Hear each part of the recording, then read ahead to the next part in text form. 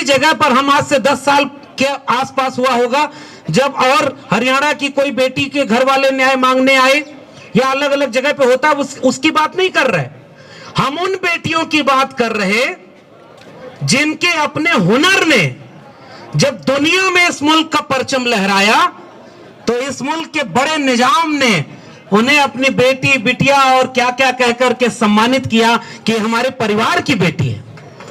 तो बाकी बेटियों के न्याय की बात छोड़िए, जिन्हें इस मुल्क का निजाम हुक्मरान अपने नाम और अपने काम की वजह से जानता और पहचानता है, उन बेटियों ने जब अपने ऊपर हुए अत्याचार के खिलाफ आवाज उठाई तो वो जो नारा लगाया था बेटी बचाओ बेटी पढ़ाओ, उस नारा लगाने वाले लोग अचानक खामोश हो गए और बेटियों के साथ न्याय करने की बजाय उन्हें इस कदर प्रताड़ित किया कि अब दूसरी बार उनको यहां सड़क पर उतर करके अपने हक के लिए न्याय मांगने आना पड़ा है। तो भाई नारे पर विश्वास करें या उनके काम को देखें।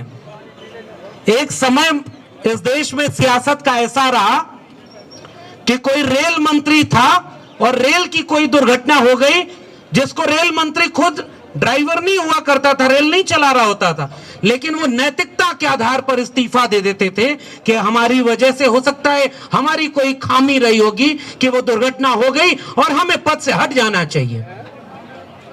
लाल बहादुर शास्त्री थे।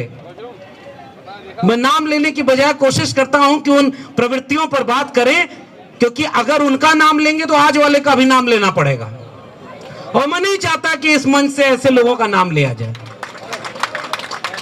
हम तो प्रवृत्तियों पर बात कर रहे हैं कि एक दौर वो था, वो भी इसी देश में था और जिनकी पार्टी की सरकार है उनके एक बड़े नेता पर जब संसद में आरोप लगा तो उन्होंने खुद ही इस्तीफा दे दिया कि भाई मेरे ऊपर अगर आरोप लगा है तो जब तक मैं पद पर हूं ये न्याय नहीं हो सकता, जांच नहीं हो सकती, तो उन्होंने खुद ही इस्तीफा दे दिया।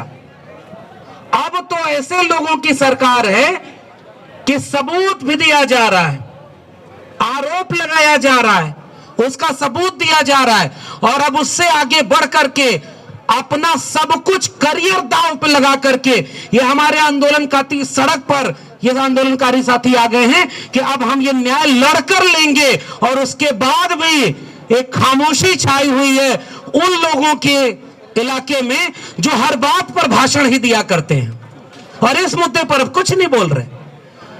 तो मैं सोचता हूं कि इस देश में वो नैतिकता कहां गई कि अगर आपके ऊपर कोई आरोप लगे तो आपको तो अपने आप पर छोड़ देना चाहिए। अगला कह रहा है कि अगर इस देश के प्रधानमंत्री गृह मंत्री कह दें तो मैं पद छोड़ दूंगा। ये वाला बयान उसने ठीक कर दिया है क्योंकि इससे यह साबित हो गया है कि उसको बचा कौन रहा था अब तक।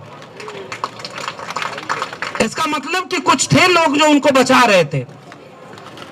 बहुत ज्यादा बातें न करते हुए इस जगह पर यह जंतर मंतर की जमीन, लोकतंत्र जमहूरियत कुछ ही वजहों से चलती है, वो तानाशाही की तरफ न चली जाए। इसके लिए केवल एक फर्ज होता है कि जब इस मुल्क की आवाम को लगता है कि कोई चीज उनके खिलाफ हो रही होती है तो वो सड़क पर यूं ही दरी बिछाकर बैठ जाते हैं। तो देश को मजबूत ये सड़कें ही करती हैं। इस देश के एक नेता डॉक्टर राम मनोहर लोहिया कहा करते थे कि अगर सड़कें खामोश हो जाएं तो संसद आवारा हो जाती है। और यह बात साबित की इस देश के किसान आंदोलन ने। और जब मुझे पता चला कि पूरे देश के किसानों ने, इस देश के बहुजन आंदोलनों ने, और अभी हमारे पहले एक पंचायत के हमारे अगुआ बोल रहे थे, उनके सीने पर एक बिल्ला लगा हुआ था और उनकी बातों में एक तरफ बाबा साहब डॉक्टर अंबेडकर थे और एक तरफ चौधरी छोटू राम थे। और उन्होंने एक बात कही थी, जब लोग इस मुल्क की आजादी के लिए लड़ रहे थे तो कैसे वो लड़ाई अधूरी थी। हमारे पुरखों ने तो इस मुल्क को मुकम्मल रूप से आजाद करने के लिए लड़ाई लड़ी और कुर्बानियां दी हैं। हमें तो उस मुल्क को बचाने के लिए इतनी कुर्बानी देनी पड़े तो ये कोई ज्यादा नहीं है। और इसलिए मैं आप सब से ये गुजारिश करता हूं, और आंदोलन बहुत सही दिशा में चल रहा है। आंदोलन चलाने वाले लोगों के लिए मेरी कोई सलाह नहीं है। आंदोलन बहुत शांतिपूर्ण ढंग से, बहुत एकजुटता के भाव से, तमाम अलग अलग ख्यालों के लोग, अलग अलग दलों के लोग भाई सियासत को पहले पिछले आंदोलन में कहा गया कि नहीं, अब तो सब लोग आ रहे हैं। तो कहा जाता है कि अगर आप राजनीति करेंगे नहीं तो राजनीति के शिकार होंगे, और राजनीति कोई आपसे कर रहा है तो आप इतनी राजनीति तो कर लो कि अपना वजूद, अपना सम्मान बचा सकें। तो मैं इस आंदोलनकारी हमारे साथियों को, हमारा जज्बा, हमारी हिम्मत उन्हें मिले क्योंकि हम उनसे मिलकर ये हिम्मत लेकर लौट रहे हैं। और जितने भी जन आंदोलन हैं ये राष्ट्र को, मुल्क को बचाने के लिए बहुत जरूरी है। देश और राष्ट्र किसी नक्शे पर खींच दिए गए लकीर के बीच आने वाला भूगोल नहीं होता। जंगल, नली, पहाड़े, पर्वत, इन सब से मिलकर कोई देश नहीं बनता। देश उसके नागरिकों से बनता है। और अगर उस देश के नागरिक कह रहे हैं कि हमें इस मुल्क में अपना हक चाहिए, अपना स्वाभिमान चाहिए, तो जैसे किसान आंदोलन के साथ हम सब लोग खड़े हुए क्योंकि हम किसानों की औलाद हैं। हमारे हाथ में कलम और किताब है क्योंकि हमारे पुरखों के हाथ में कुदाल, फावड़ा और हल हुआ करता था। उन्होंने इस बंजर धरती का सीना चीर करके लोगों का पेट भरा और इतनी मेहनत की कि हमारे हाथ में कलम और किताब और हमारे साथियों के हाथ में वो जज्बा है कि दुनिया में अपना नाम रोशन कर सके।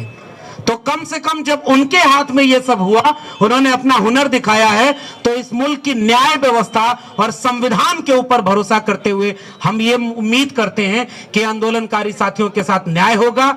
हम हर रोज इस आंदोलन में आएंगे, हम साथ खड़े होंगे और इस आंदोलन को मजबूत करेंगे ताकि जब तक तोड़ेंगे नहीं तब तक छोड़ेंगे नहीं। बहुत बहुत धन्यवाद। खबरों में बने रहने के लिए फोरम 4 को सब्सक्राइब करें और नोटिफिकेशन पाने के लिए बेल आइकन दबाएं।